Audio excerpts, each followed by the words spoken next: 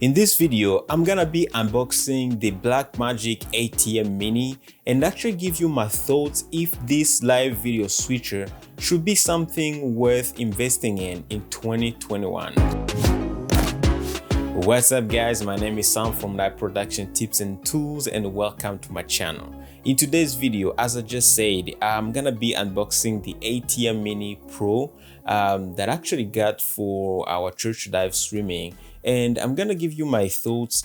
Is this something worth investing in 2021? Simply because after this live video switcher, which is very popular by the way, was released, there was the Atem Mini Extreme that was released as well, which has over 8 HDMI inputs, while this Atem Mini Pro only has 4 HDMI inputs. One of the reasons why I got the Pro model is actually I wanted to be able to actually live stream and record using the Atem Mini Pro. Because the computer we're using the Atem Mini, I want to dedicate that computer for audio processing. Okay, so as we're working on improving our audio, we want to dedicate that computer because it's super powerful computer, and hopefully I'll be able to use the Atem Mini Pro to kind of like live stream and record without having to rely on OBS or a computer. Okay, so let's not take much time. Let's go straight to the unboxing. Let's see what's inside. So basically you get a welcome card from Blackmagic Design, another card actually explaining how to install the software. So basically telling you that they're not providing the SD card anymore for installing their software.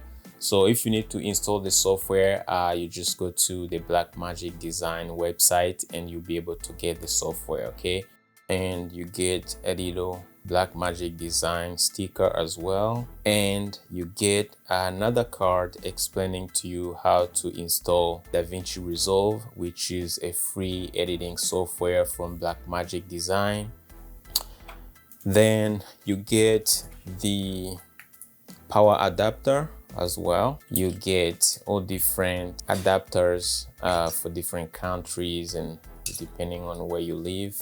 So the next thing basically is the Atem Mini Pro itself. This is the Atem Mini Pro straight from the box. Looking at it, it has the same size as the Atem Mini. Nothing really special looking at the unit except this record and live stream engine or buttons that were added here.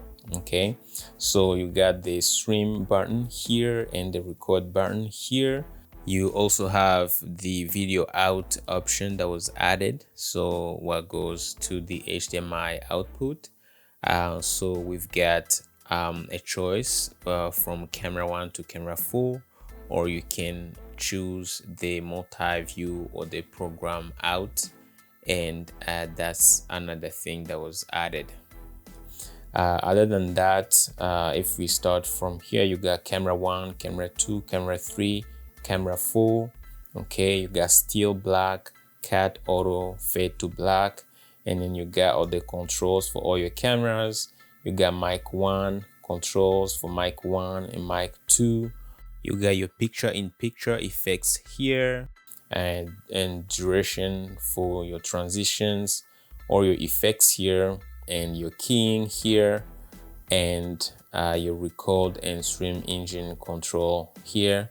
That's pretty much it. Okay, you look at the back of the unit, we got the mic 1, mic 2, of course, where you plug your mic 1 and mic 2, or your sound if you're using it for recording or live streaming some music. Like my case, I'll be using it in our church, so you got your audio coming in, it's gotta go through mic 1 or mic 2, and then you got your HDMI inputs from 1, 2, 3, 4, so you can plug up to 4 cameras, and you got your HDMI out, which you can use to preview all the cameras coming in. So basically, this is one of the biggest difference between the Atem Mini Pro and Atem Mini, is the fact that you can have a multi-view of all the cameras and the program, meaning the feed that you're gonna be sending online. Okay, and you have the USB out, which you can use to record whatever you live streaming or you like, or the inputs.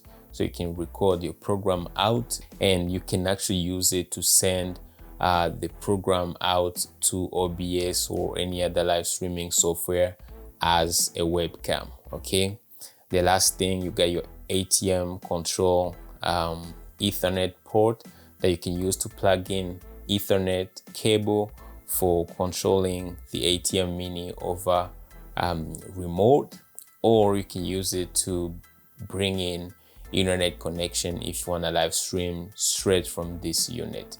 And then you got your power, of course, your power port or input where you plug your power, and that's pretty much it. So this is the back of the unit. Nothing really fancy, and it's pretty light. And yep, so this is it. If you have seen the Atem Mini base model, it doesn't look any different from this, except only those few changes that were added. Okay, so guys, this is the Atem Mini. As I say, is this something that you need in 2021? Personally, I would say yes, it's still relevant in 2021.